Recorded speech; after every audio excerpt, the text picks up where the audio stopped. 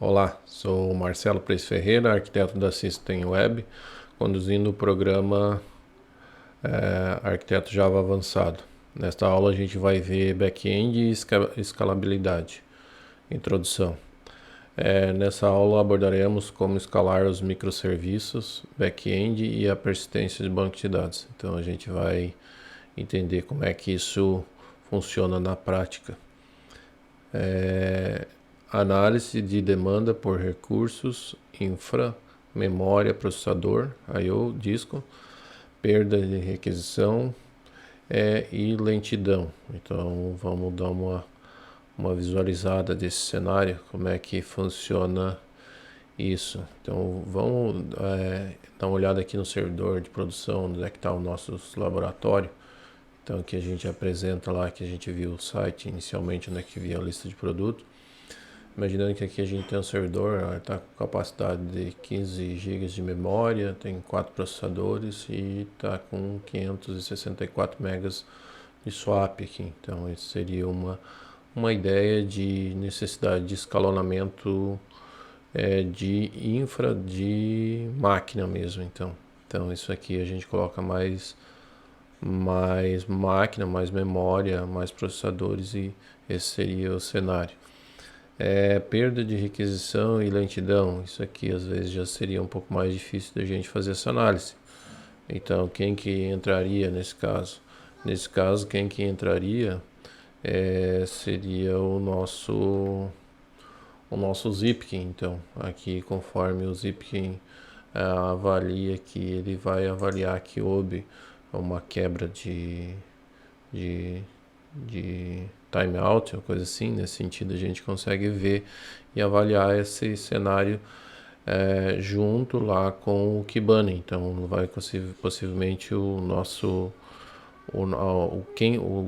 componente que fez a chamada para esse microserviço, outro microserviço, vai dar timeout e vai responder. Então a gente consegue fazer análise nesse sentido.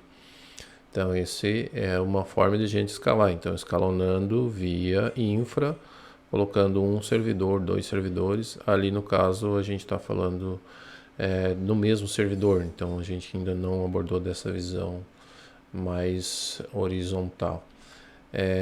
Voltando um pouco aqui para o nosso slide, microserviços como container escalam fácil e o banco de dados. Então aqui a gente vai ver na prática aqui, só que agora aqui a gente está local na máquina onde que a gente está até mesmo gravando a imagem e não colocou lá em produção. Então como é que eu consigo escalar? Então eu tenho hoje, por exemplo, esse serviço de comp stock aqui. Então aqui eu tenho o server, tenho o port, aqui fazer o local mesmo só para fazer um teste e mostrar para vocês. Então eu troco a porta e publico o serviço. O que precisa garantir? Precisa garantir a transação. Então, se eu estiver acessando o banco de dados e quebrar esse registro ou alterar esse registro, tem que garantir que isso esteja funcionando. Como é que eu vejo se esses serviços realmente estão no ar? Então, eu tenho os 3 microserviços no ar. Eu tenho aqui, ó, localhost, comp, stock na porta 61, na porta 60. E acho que era para ter na porta 60 60, 61 e 62. Então eu tenho 3 microserviços respondendo para a mesma coisa, acessando o mesmo banco de dados. Então aqui eu consegui escalonar. Lá em produção também dá de fazer a mesma coisa, e lá eu teria que criar uns scripts, mas preciso entender o cenário de escalonamento, que seria isso aqui, ó. Eu coloco uma instância, 2 instâncias, 3 instâncias e o API Gateway aqui, que é o cara que está aqui, é o responsável por fazer essa dança aqui, digamos assim, do load balance aqui, de hora mandar uma requisição para esse, uma para esse e uma para esse, que são máquinas diferentes. Então aqui a gente está trabalhando na nível de microserviços e vendo que ele é possível fazer isso.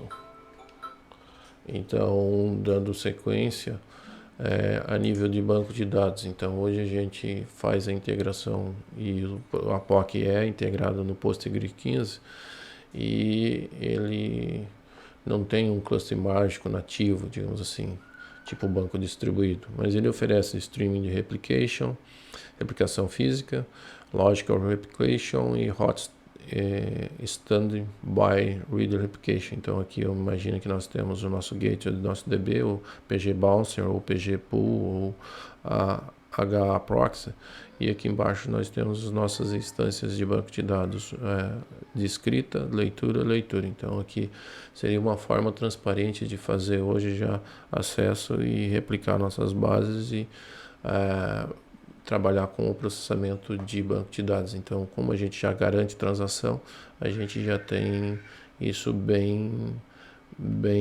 digamos, elaborado e já indo para um cenário mais abrangente. Então, essa seria uma restrição onde que a gente tem uma limitação, acesso a banco de dados, que nosso banco de dados está com uma limitação. Agora a gente vai abordar um tema um pouco mais específico, que está relacionado a escalonamento vertical horizontal. O que é isso? Então, o entendimento de escalonamento vertical é aquela parte inicial que a gente viu. Eu escalono infra, memória, processador na mesma máquina. Horizontal, eu coloco 2, 3, 4 servidores, um do lado do outro, e coloco cada um em um servidor diferente. Faço essa integração via rede ou via docker swarming, digamos assim. A forma como o projeto vai ser, a POC está sendo elaborada, a gente está elaborando via script, mas via docker swarming ou Kubernetes é mais gerível nesse sentido, é mais transparente e não há necessidade, então só instala mais um servidor. Nesse caso a gente vai ter que fazer alguns tratamentos via rede. Então essa é uma forma. A forma horizontal seria colocar mais máquinas, mais servidores, 1, 2, 3, colocar 20, 30 comp stock, que a demanda lá no comp stock está muito grande. E o front-end, podemos dividir semelhantes ao back-end, a arquitetura hoje. Então hoje a nossa POC em si ela ainda não está contemplada para esse cenário de fazer a distribuição. Então tenho um microserviço lá que tem a tela de listar produto e editar produto num microcomponente. Dá de trabalhar isso, mas precisaria ajustar e evoluir a arquitetura nesse sentido. Concluindo, sem back-end escalável, o sistema trava o negócio.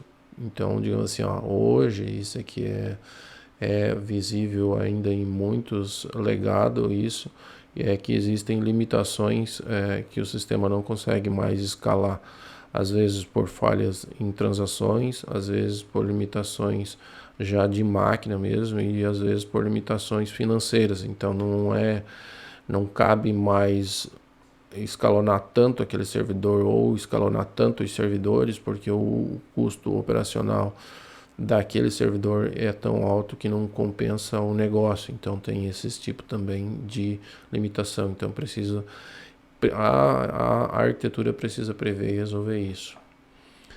Como se resolve isso? A gente vai ver isso na próxima aula.